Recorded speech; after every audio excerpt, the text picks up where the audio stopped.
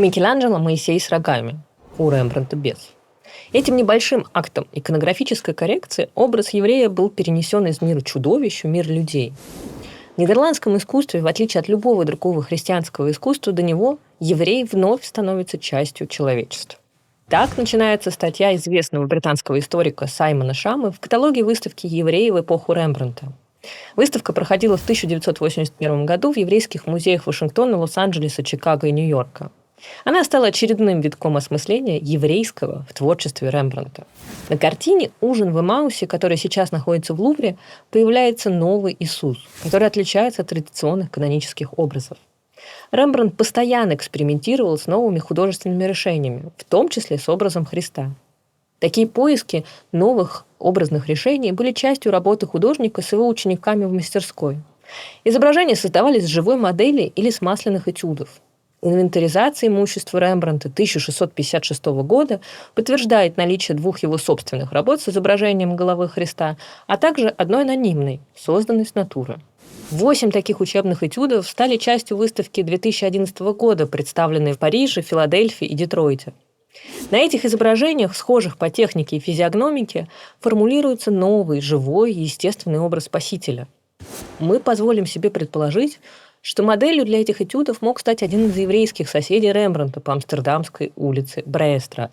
Гарри Шварц, один из самых авторитетных специалистов по Рембрандту, в одной из своих ранних работ приводит стихотворение голландского поэта Яна Восса, опубликованное в 1662 году, которое подтверждает, что практика использования еврейской модели действительно существовала. В своем стихотворении поэт описывает одну из картин ученика Рембрандта Говерта Флинка. Критикуя художника за то, что тот использовал в качестве модели еврея. Не хватает лишь речи, но Флинк отказался открытый рот написать, как не умолял заказчик. Ведь если бы Христос заговорил, он бы хулу изрек. Ведь сердце не видно в лице, что светит в поток. Ты спросишь, почему? Ведь модель был еврей. Вот и весь урок. Гарри Шварц предполагает, что визуальные образы головы Иисуса были основаны на описании Христа, которое имеется в поддельном письме Публия Лентула, губернатора Иудеи до Понтия Пилата. Это письмо продолжало циркулировать во времена Рембрандта. Его ученик Самуэль ван Хогстратсен цитировал это письмо, хотя, похоже, тоже сомневался в его подлинности. Цитата. «Его волосы цвета спелого лесного ореха разделены сверху, как у Назареев, и спускаются прямо до ушей, но далее изгибаются со светлыми прядями, которые распадаются на плечах.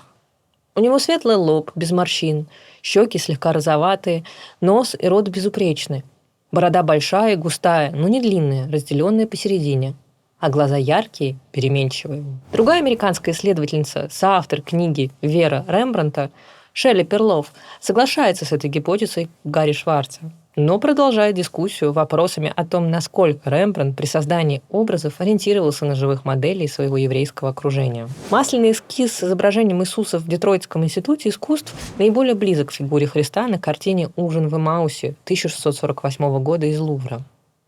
Библейский рассказ в Евангелии от Луки начинается с того, что по дороге в Эммаус двое путников встречают воскресшего Иисуса и не узнают его.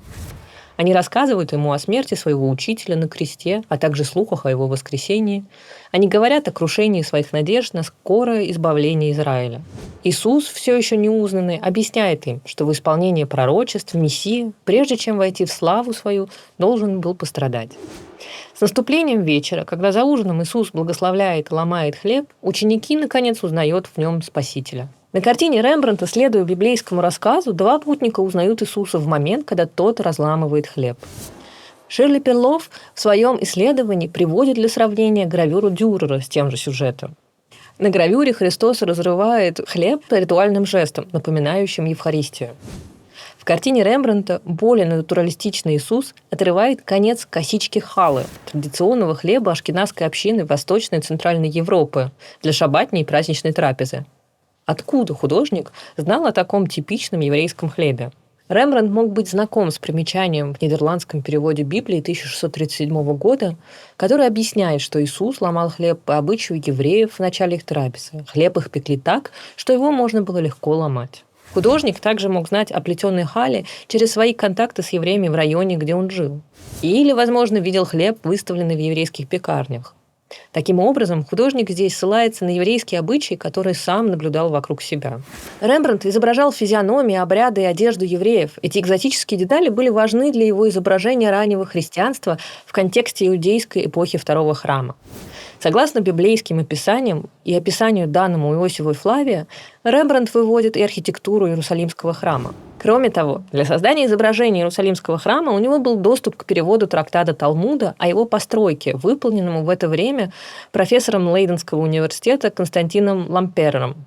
Шиля Перлов соотносит пространство в изображении храма у Рембрандта с современными ему теориями о его планировке и расположении ключевых событий. Она также находит источники в Мишне, которая была доступна Рембрандту. Тем не менее, как заключают все исследователи, такие изображения евреев и иудаизма дают лишь видимость подлинности. Все эти детали использовались Рембрандтом для того, чтобы подчеркнуть превосходство христианства над еврейским законом.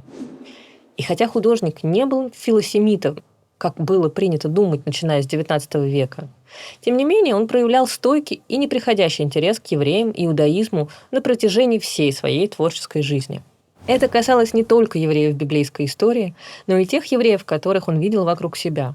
Тех, кто приехал в Амстердам, чтобы избежать инквизиции в Португалии и погромов в Восточной Европе. С вами была Лия Чичик, программа «Бог в деталях».